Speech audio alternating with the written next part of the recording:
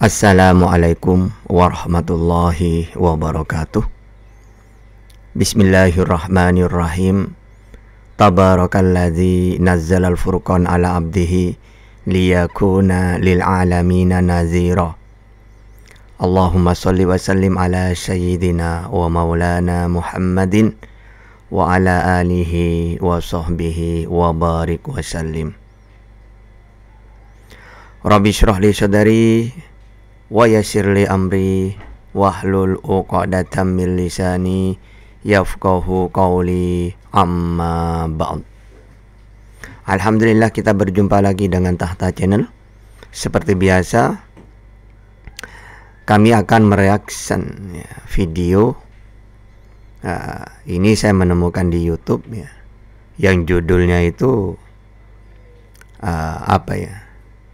kita kan barusan kehilangan guru kita, saudara kita, ya, yaitu Ko Stephen ya. Allahumma firlahu warhamhu wa'afihi wa'fu anhu. Kepada beliau mudah-mudahan amal baiknya diterima dan semua kesalahannya dimaafkan oleh Allah. Yang jelas beliau adalah pejuang Islam ya. Dan kami dan seluruh semua umat Islam yang tahu tentang beliau menjadi saksi bahwa beliau adalah orang yang baik, sehingga beliau menurut kami adalah husnul khotimah ya. Oke. Nah, di video ini judulnya gini. Orang ini mengatakan bahwa satu lagi penghujat meninggal gitu ya. Jadi dianggap penghujat para mu'allaf itu. Padahal yang kita tahu, justru mereka inilah pembela-pembela ya, bukan hanya membela Islam, juga membela ajaran Isa yang disesatkan oleh orang-orang penyembah manusia ya. Seperti mereka ini ya, penyembah manusia. Dianggap Tuhan itu seperti dewa-dewa, bisa menjelma turun jadi manusia ya. Nah, makanya mereka ini tidak tahu, tidak paham ajaran Bible. Nanti saya ajarin mereka ini ya. Makanya tidak mungkin berani debat itu ya, karena mereka itu cuma cuma omong kosong, tidak punya dalil semuanya ya. Bahkan tidak paham Bible ya. Mau pendeta, mau S1, S2, S3 sama saja ya. Kalau kita ini kalau ingin paham, tentu saja kita benar-benar harus belajar kitab suci itu, karena kitab suci itu ada bahasa aslinya. Kalau sudah pindah-pindah ya, kena tipu-tipu, nanti tidak tahu mengembalikan. Coba Al-Quran, mau tipu-tipu gimana? Uang bahasa aslinya masih ada, penghafal jutaan penghafal, tidak mungkin ada yang bisa merubah. Kalau mereka ini tipu-tipu sedikit aja udah kewalahan mereka itu, dipercaya oleh mereka, walaupun sebenarnya itu tidak benar gitu ya. Baiklah, mari kita saksikan. Nanti kami luruskan satu persatu ya. Yang datang dari Tuhan, ajaran Tuhan, bukan ajaran manusia. Itu kan ajaran manusia, Bapak Ibu, bukan ajaran Tuhan. Gak mungkin ajaran Tuhan seperti itu. Masa di surga terus malu kita sampaikan, benar-benar malu. Tapi ketika beliau berkata begini, malu saya sampaikan, mau diteruskan, tapi ujungnya beliau teruskan juga, Bapak Ibu. Maka kita perlu menyampaikan kebenaran firman Tuhan, karena hanya dengan kebenaran orang dimerdekakan. Dimerdeka dari perbudakan dosa, dimerdeka dari ikatan dosa, dimerdeka dari ikatan dunia, dimerdeka dari ikatan agama. Nah, inilah orang-orang yang nggak tahu tentang ajaran samawi ya. Katanya, mari kita menyampaikan firman Tuhan. Firman Tuhan yang mana? Yang dia tahu. Wong manusia yang dia tuhankan udah menyampaikan firman Tuhan, tapi ditolak oleh umatnya Israel ya. Lalu tidak ada yang hafal. Tiba-tiba setelah itu banyak penyesat-penyesat, Yakubia, Nasturia, ajaran pagan. Lalu dimasukkan ajaran Yesus itu, dirampas ajarannya, dirubah, sehingga menjadi ajaran penyembah manusia. Jadi kalau firman yang Nabi Isa sampaikan, gak ada yang hafal, gak ada yang mencatat. Padahal firman Tuhan itu seperti Taurat, Al-Quran, ada perintah, larangan, syariat, akidah. Nah, kalau mereka coba, kita masalah akidah, Ya, tentu saja semua para nabi mengajarkan Tuhan itu esa. Masalah syariat, kita ada praktek-prakteknya tentang syariat, ubudiyah, tentang ibadah, sholat, puasa, semuanya. Haji, ada dalilnya. Gimana kita caranya beribadah? Ikutin Rasulullah. Kalau mereka tentang akidah, ya, manusia yang mereka ikuti menyembah Tuhan yang esa, mereka 3. Manusia yang mereka tuhankan menyembah Allah, berdoa kepada Allah, mereka nyanyi-nyanyi. Coba, ini ajaran dari mana kayak gitu itu? Ya. Lalu mengatakan, mari kita sampaikan firman Tuhan. Firman Tuhan mana? Tidak tahu apa-apa kayak gini nih, mau ceramah orangnya gini, gini. Padahal dia sendiri tidak tahu apa-apa.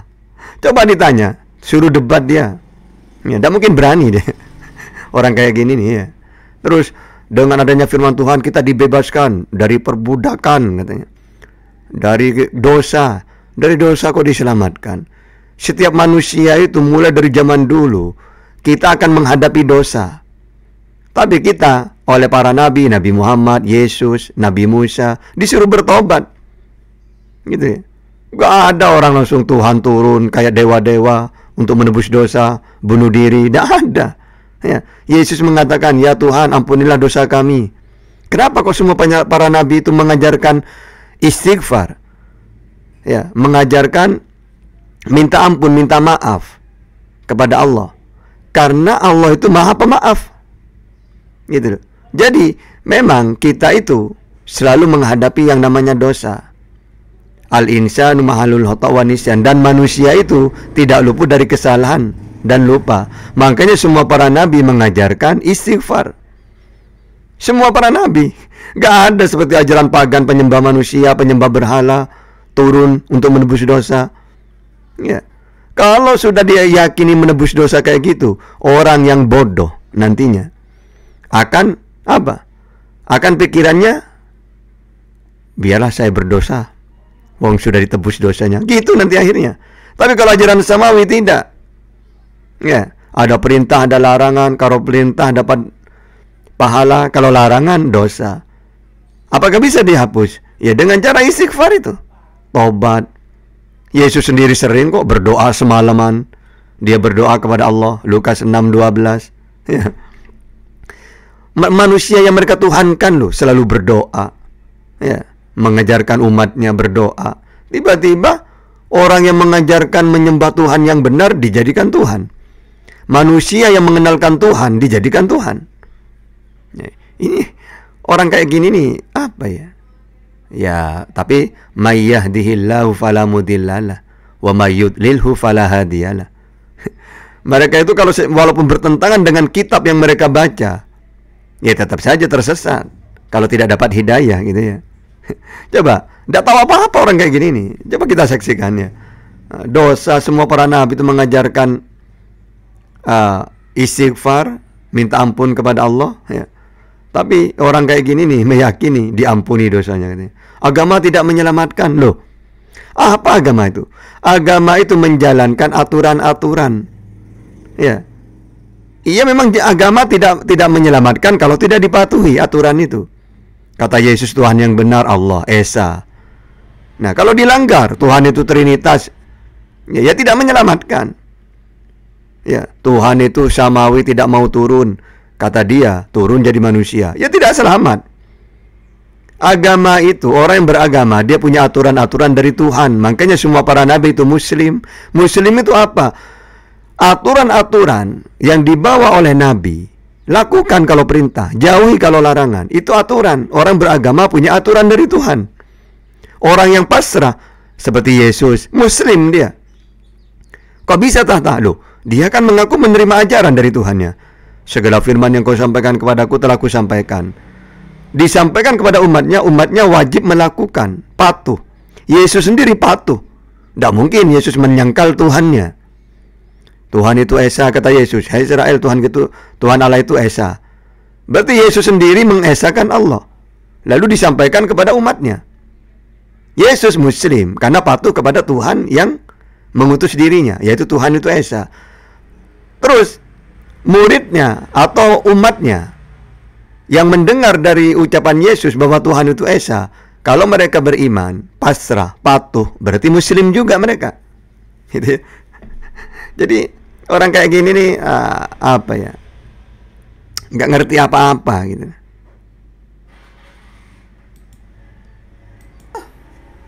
Kalau tidak masih terikat dengan agama.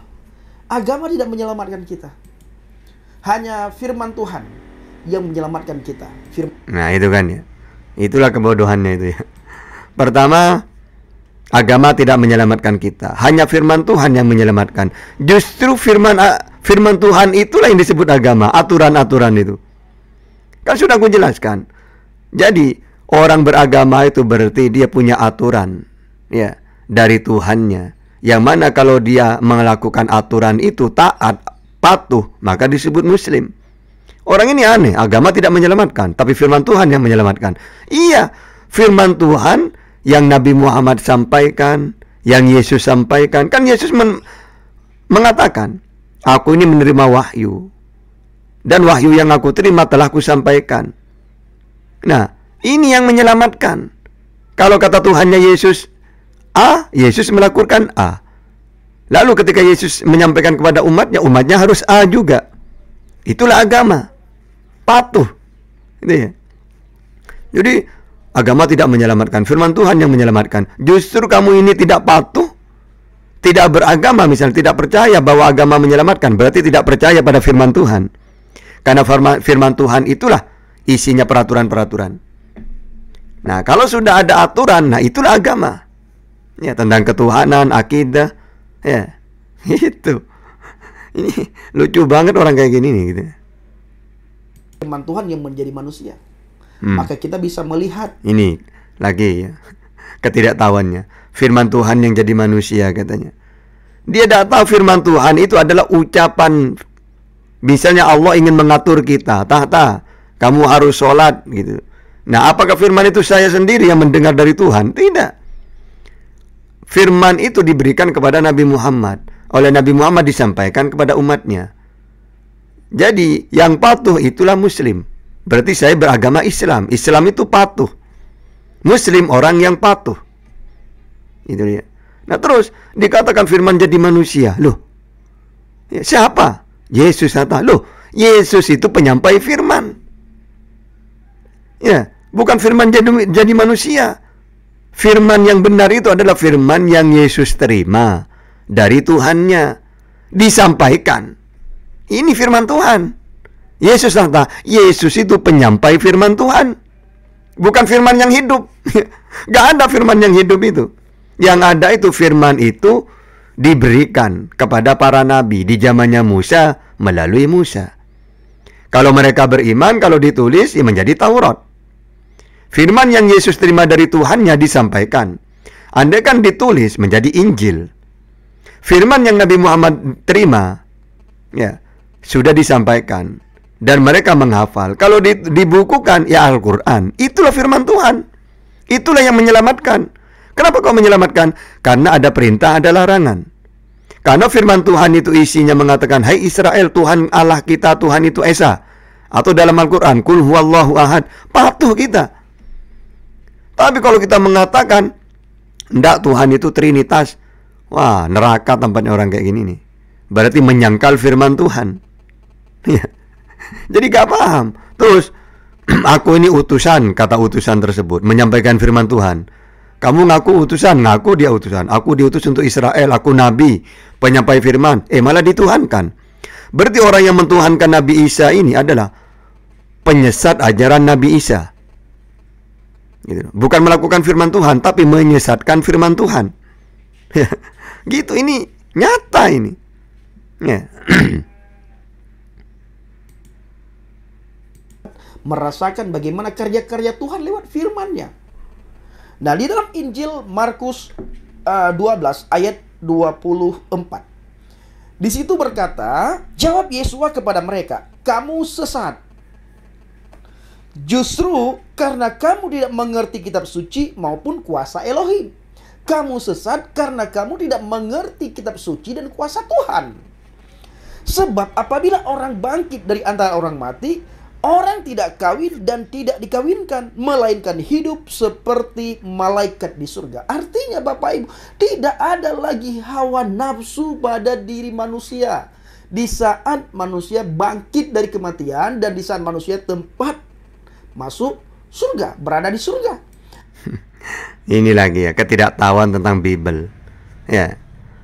Orang-orang Yahudi itu, Israel mengatakan, bertanya tentang, kan ada orang perempuan menikah, lalu meninggal suaminya, pindah lagi ke adiknya, meninggal lagi, pindah lagi.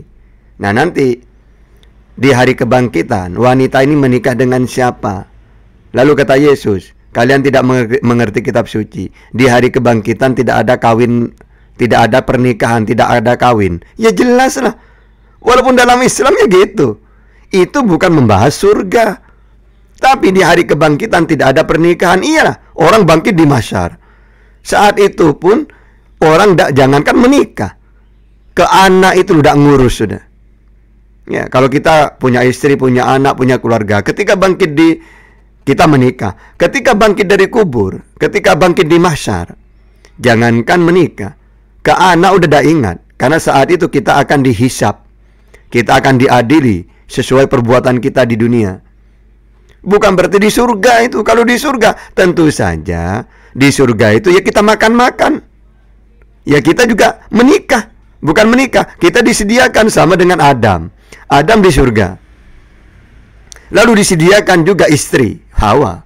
Bahkan kata Tuhan, kata Allah, silakan kalian melakukan apa saja, makan apa saja. Jadi di surga itu ada makanan, ya ada nafsu seperti sekarang. Bedanya, kalau sekarang kita makan, ingin makan enak, ya bekerja, banyak uang, bisa makan enak. Kalau di surga gak ada orang miskin. Juga di dunia kita punya istri, ya kita akan cinta kepada istri. Di surga malah istri kita menjadi bidadari. Sama. Ya nyatanya di dalam Bible, Yesus juga makan-makan nanti dengan muridnya.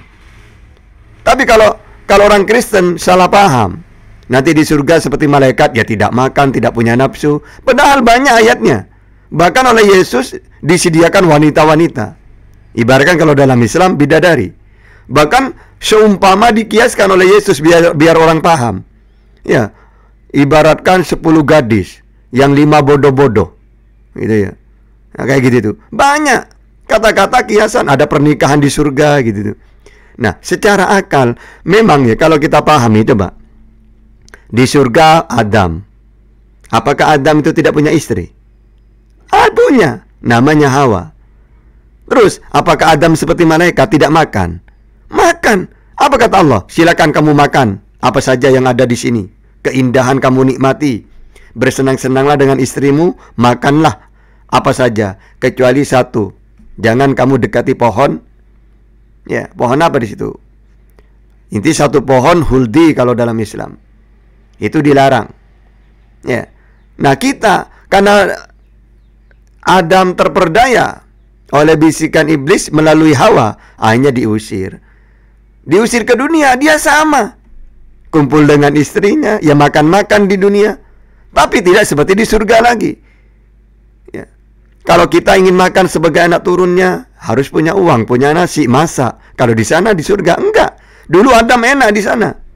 Jadi, jangan keliru. Masa kalau kita nanti seperti malaikat di surga, tugasnya cuma ibadah, memuji Tuhan, ibadah. Loh, coba kawannya, secara logika, ibadah itu adanya di dunia. Makanya Tuhan memberi kewajiban-kewajiban di dunia. Ada sholat, puasa, makanan-makanan dilarang, tidak boleh makan ini. Ini di dunia. Kalau di surga gak ada kayak gitu. Kita tahu bahwa Tuhan pencipta langit dan bumi adalah Allah. Udah. Di surga itu ya udah. Kita tahu Tuhan pencipta ini. Ya, kita enak sekarang ini balasan dari pencipta, yaitu Allah. Dulu kita di dunia karena taat. Jadi kita cuma senang-senang sudah. Ya.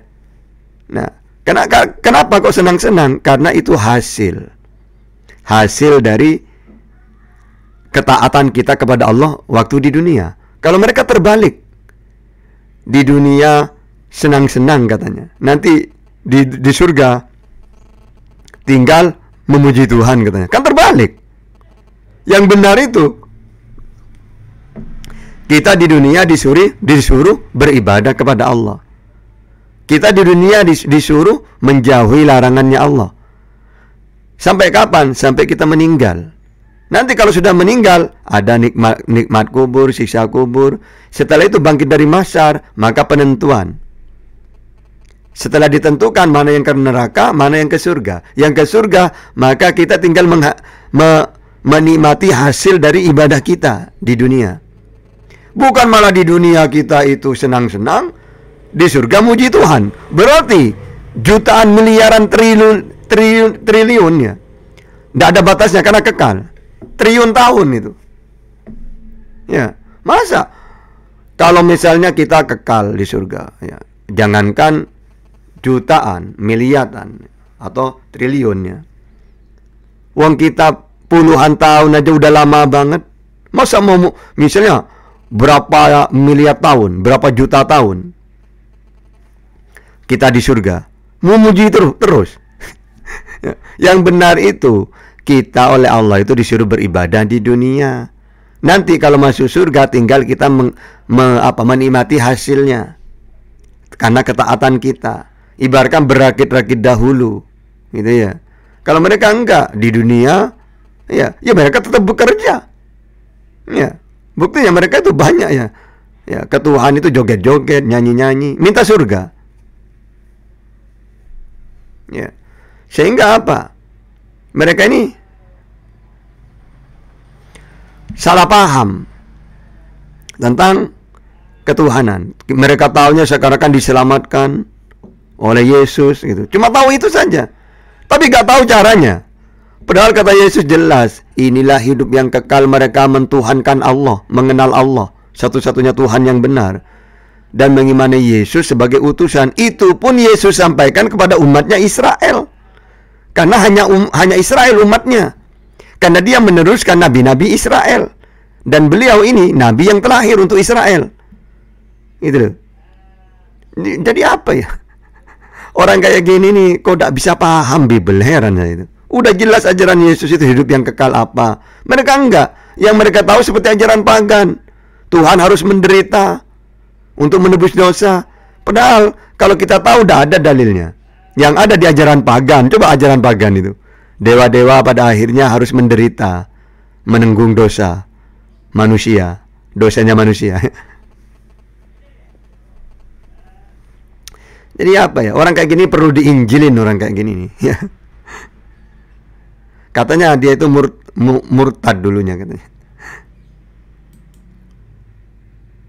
Tidak ada lagi nafsu di sana. Tidak ada lagi kawin-mengawini di sana. Tubuh kita seperti tubuh kemuliaan. Sekarang gini kawan ya, secara logika. Yang namanya neraka itu apa? Siksaan, penderitaan bagi orang yang melakukan dosa-dosa di dunia. Kebalikannya neraka apa? Ya kenikmatan, kesenangan.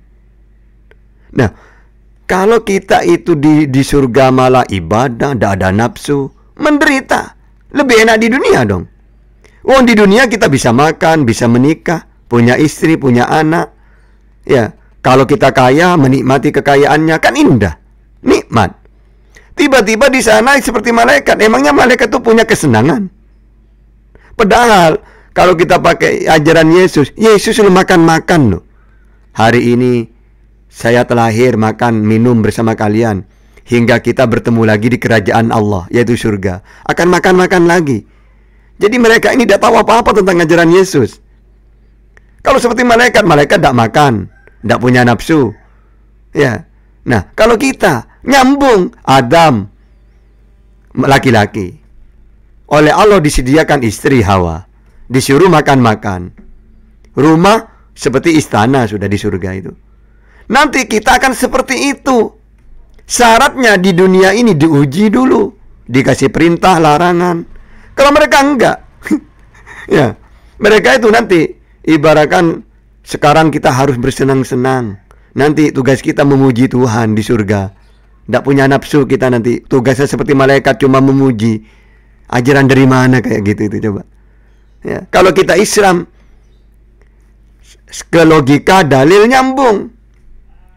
Adam itu loh enak di surga dulunya. Wanita ada, Hawa. Rumah-rumah indah seperti istana. Makanan-makanan tidak usah bekerja, tinggal makan. Senang-senang. Gitu ya.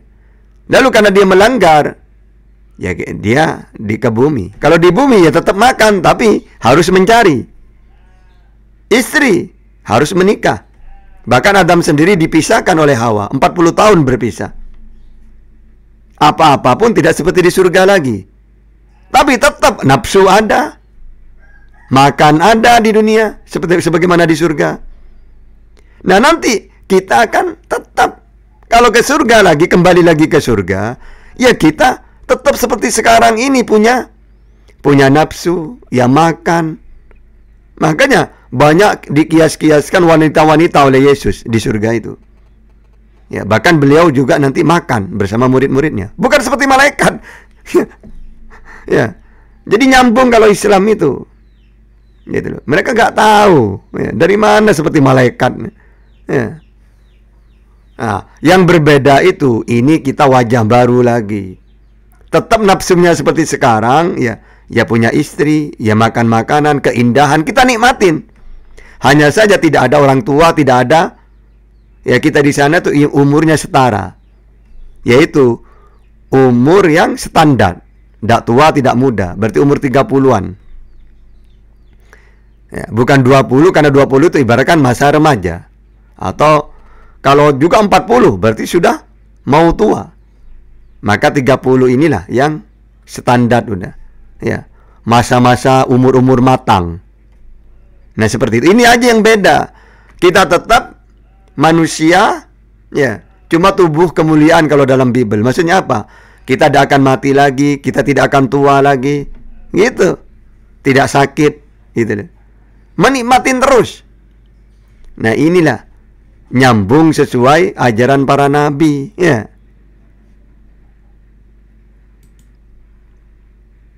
Tubuh malaikat diubahkan, tidak ada lagi nafsu, Bapak Ibu. Tidak seperti kita tinggal di dunia ini. Coba sekarang ya, kalau tidak ada lagi nafsu misalnya, kenapa Yesus memberitakan ada pernikahan anak domba? Juga Yesus akan makan bersama muridnya nanti. Dia, coba, masa bisa makan masih kalau tidak punya nafsu? Nah, kalau kita percaya Yesus makan-makan, dia manusia, nanti dapat surga sebagaimana nabi-nabi yang lain. Makanya umat Islam walaupun tidak menikah, karena memang ada bidadari di surga, tidak masalah. Yesus tidak menikah, tidak masalah. Bidadarinya banyak nanti dia itu. Ya, banyak kok. Yahya, Nabi Yahya juga tidak menikah, tidak masalah dalam Islam. Kalau belum ditakdirkan menikah, lalu meninggal, tidak masalah. Bukan berarti tidak punya istri. Ada bidadari juga di sana. Sehingga ya apa? Nafsu tetap ada, ya makan. Anda kan tidak punya nafsu, maka Adam untuk apa? Diberi teman Hawa. Kalau tidak ada makan, ya buktinya Adam itu melanggar gara-gara makan buah huldi. Jadi mereka ini tidak tahu apa-apa. Makanya mereka itu cuma imani saja. Dia tidak tahu ajaran samawi kayak apa, Tuhan-Tuhan seperti yang dikenalkan oleh perjanjian lama kayak apa. Tidak mau tahu itu. Pokoknya manusia Yesus Tuhan. Yang mereka tahu cuma itu. Tidak paham Bible, perjanjian lama, perjanjian baru, apalagi tentang Islam. Karena Islam juga ajaran samawi, sama seperti Yesus, Nabi Muhammad, Nabi Musa. Ya, sama mereka tentang akidah. Ya, hanya furuk-furuk, cabang-cabang yang tidak sama. Karena semua para nabi itu setiap diutus pasti ada syariat-syariat baru, tapi tetap tujuan sama. Misalnya ibadah. Kalau kita sholat 5 waktu, mereka punya juga ibadah sholat, walaupun tidak sama prakteknya, tapi tujuannya sama, yaitu beribadah kepada Allah. Nah kalau mereka nyanyi-nyanyi, Yesus juga melakukan perintah Taurat, ibadah-ibadah apa yang dilakukan oleh Israel zaman dulu, baik berdoa, ya sholatnya sama. Makanya tidak ada dia mengajarkan syariat. Andai kan dia lama diutus sampai puluhan tahun, pasti punya syariat baru diajarkan Tuhannya. Sama seperti Nabi Muhammad. Ya, hampir 10 tahun, tidak ada syariat-syariat seperti sholat itu. Ketika beliau sudah kuat, banyak pengikutnya, baru ada syariat. Nabi Isa, awalnya tidak ada syariat apa-apa, sampai beliau dibunuh, mau dibunuh, diangkat, ya tidak ada syariatnya. Nabi Muhammad 4 tahun, 5 tahun, 7 tahun, tidak ada sholat itu, perintah untuk umatnya itu. Karena apa? Karena memang belum waktunya, gitu ya. Aduh, kasihan banget orang-orang kayak gini nih, kena tipu-tipu oleh ajaran-ajaran yang gak jelas itu. Kalau kita jelas ajarannya, kitabnya ada, dihafal mulai dari zaman Rasulullah sampai sekarang, tambah sekarang jutaan. Ya, hadis, ya, Imam Suyuti itu dulu hafal 1 juta hadis lebih, 1 jutaan, coba. Imam Bukhari umur 15 tahun, hafal hadis 18.000. Umur 15, 18.000 dia hafal, umurnya masih 15 tahun. Mereka masa bodoh dengan menghafalkan. Makanya mereka ini gampang ditipu-tipu di terjemahan. Karena memang bahasa aslinya udah hilang. Jangankan bahasa aslinya, ajaran yang Yesus terima dari Tuhannya loh, hilang. Makanya supaya mereka itu tidak malu, udahlah, mendingan Yesus itu aja lah, kita jadikan firman jadi manusia. Kenapa? Karena memang firman yang Yesus terima disampaikan, tidak ada yang hafal. Akhirnya mereka lantik, itulah firman jadi manusia katanya. Orangnya penyampai ini dijadikan firman. Karena firman yang Yesus terima hilang, akhirnya udahlah, jangan repot, mendingan Yesusnya saja jadikan firman. Jadi Lukas, Markus, Yohanes itu menceritakan firman. Lucu ya. Kalau Yahudi, Islam, dari firman yang Allah berikan kepada Nabi disampaikan ke kita, maka firman itulah menjadi aturan-aturan akidah, syariat, perintah, larangan. Kita tinggal melakukan. Kalau mereka kacau balau. Coba ditanya apapun tidak punya dalil mereka itu. Ya, jadi seperti itu. Masa kita di dunia ini kita diberikan nafsu, tetapi sudah nantinya tidak ada lagi nafsu. Yang ada apa? Kalau kita di surga, maka kita, keadaan kita, pekerjaan kita lah, kita memuji dan memuliakan, meninggikan, mengagungkan kebesaran Tuhan. Kalau di neraka, ya itu yang akan kita alami, tangisan, ratapan, sakit. Itu kan tidak nyambung kan ya. Seharusnya kalau orang yang berdosa itu menerima siksaan, tangisan, maka kebalikannya orang di surga itu menerima kenikmatan. Kan ini cocok, klop ini. Ini enggak. Orang yang berdosa berarti tahu dia kalau ada larangan di dunia. Barang siapa yang tidak patuh disiksa. Ya. Lalu di surga memuji katanya. Loh, kan tidak nyambung. Yang benar itu seperti Islam. Allah memberi aturan. Makanya kita beragama, aturan. Aturan itu isinya ada perintah, ada larangan. Nah, sehingga nanti orang ini, siapa yang tidak melakukan perintah, siapa yang tidak menjauhi larangan, ya tangisan di neraka. Berarti kebalikannya, siapa yang melakukan perintah, menjauhi larangan, kenikmatan di surga. Kan klop kan? Cocok kan? Ya, mereka beda. Seharusnya kalau dulu mereka sudah beribadah, sholat, memuji Allah, dzikir, ya di surga lagi seharusnya kenikmatan, bukan malah memuji. Mereka aneh. Mereka joget-joget di dunia, nanti masuk surga ibadah. Kan koplak ajaran kayak gini nih. Ya, di dunia disuruh beribadah, tidak mau nyanyi-nyanyi mereka, pesta-pesta, kesenangan. Tapi seharusnya dunia itu tempatnya kenikmatan, maka diklaim oleh mereka beribadah katanya. Kan lucu. Nah, kalau otak itu akal waras dan dalilnya jelas, secara akal Islam ini sangat masuk akal. Kita diberi perintah melalui para nabi, firman-firman yang para nabi ajarkan. Kita ini umatnya siapa? Saya umatnya Nabi Muhammad. Maka Nabi Muhammad menerima ajaran, ya, perintah larangan. Barang siapa yang taat, ya surga. Surga itu tempatnya kenikmatan. Barang siapa yang tidak taat, neraka, hukuman. Ini kan cocok kalau seperti itu. Ya. Mereka enggak. Disuruh beribadah, disuruh taat, tidak mau. Tiba-tiba mengklaim nanti saja beribadah itu di surga. Ini koplak ini. Ajaran dari mana kayak gitu ya?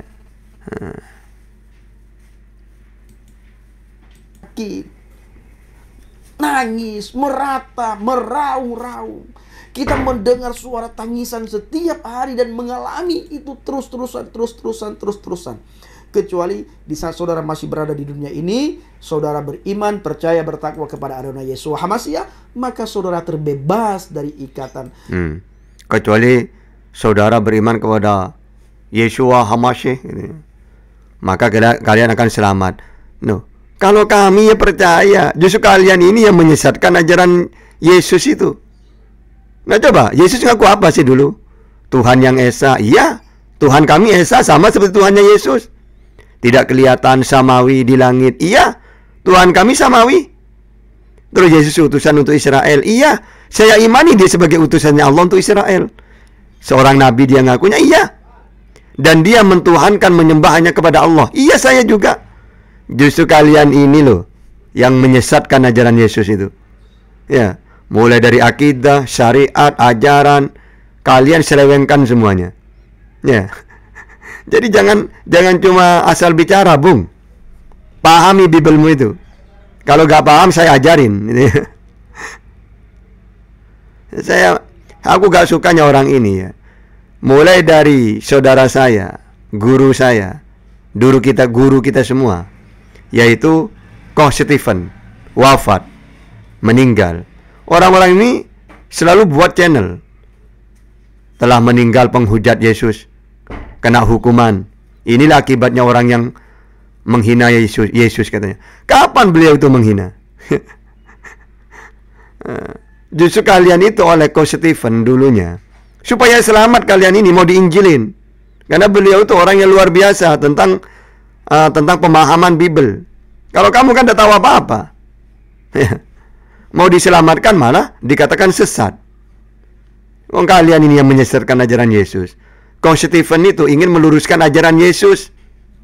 Karena beliau itu ngerti. Kalau kamu tahu apa kamu? Ya, kalau tak lihat itu orang-orang ini ya, kalau ceramah ya, kalau khotbah itu tak lihat, bertentangan semua dengan ajaran Yesus itu. Terbebas dari neraka. Saudara berada di surga, dan di surga tidak ada pesta pora, pesta seks yang seperti disampaikan oleh si penceramah tadi. Nah, ayat yang ke-25. Sebab apabila orang bangkit dari antara orang mati, orang tidak kawin dan tidak dikawinkan, melainkan hidup seperti malaikat. Dia tidak paham ya. Yang namanya hari kebangkitan, kalau di Islam kan mahsyar. Ada nggak dalam Islam itu? Orang bangkit dari mahsyar itu menikah, kawin? Ya nggak ada. Tapi mereka itu anggap itu surga katanya. Di hari kebangkitan di surga seperti malaikat, tidak ada kawin. Loh, hari kebangkitan disamakan dengan surga. Padahal hari kebangkitan itu belum surga itu. Justru itulah awal dari penentuan. Atau dalam Bible itu, dalam Yesus, penghakiman. Nanti kita dalam Wahyu ya, Wahyu 22 kalau salah, atau 11. Dikatakan nanti kita akan diberikan kitab. Kitab hayat, kitab kematian. Maksudnya apa? Kitab itu kitab kebaikan, berarti amal-amal kita yang baik. Ada juga kitab kematian, berarti amal-amal yang jelek. Makanya tergantung amal kita nanti sesuai wahyu dalam Bible. Tidak ada penebusan dosa. Ya, mereka itu udah tahu apa-apa itu. Ya. Nah, jadi seperti itu ya. Makanya jangan mau dibodohin, jangan mau tipu-tipu. Ya. Orang-orang kayak gini nih ya, tidak paham Bible. Andaikan paham, kayak mu'alaf itu, Koh Stephen gitu ya. Kayak gitu. Beliau hebat, beliau itu. Paham Bible. Akhirnya mu'alaf. Makanya selagi jangan pernah mengharap orang Kristen itu mu'alaf sebelum mereka paham Bible. Tidak mungkin. Karena kalau Al-Quran mereka tidak akan membaca dan tidak beriman. Jadi menurut saya, mereka orang Kristen itu ya, tidak akan menemukan kebenaran kalau belum paham Bible. Coba pahami Bible-nya sendiri. Kayak pendeta-pendeta, pastor gitu tuh. Ya. Bahkan kata para pendeta yang mu'alaf itu, sebenarnya para pendeta tuh ngerti yang mereka tuhankan tuh manusia. Mereka tahu hidup yang kekal itu mentuhankan Allah. Tapi karena mereka sudah dikunci, ya, masa bodoh gitu. Ya, ya seperti itu. Oke, baiklah. Mudah-mudahan manfaat barokah. Sekian dari kami. Kita akhiri dengan kafaratul majelis. Bismillahirrahmanirrahim. Subhanakallahumma wa bihamdika asyhadu an la ilaha illa anta astaghfiruka wa atubu ilaik. Akhirul kalam. Assalamualaikum warahmatullahi wabarakatuh.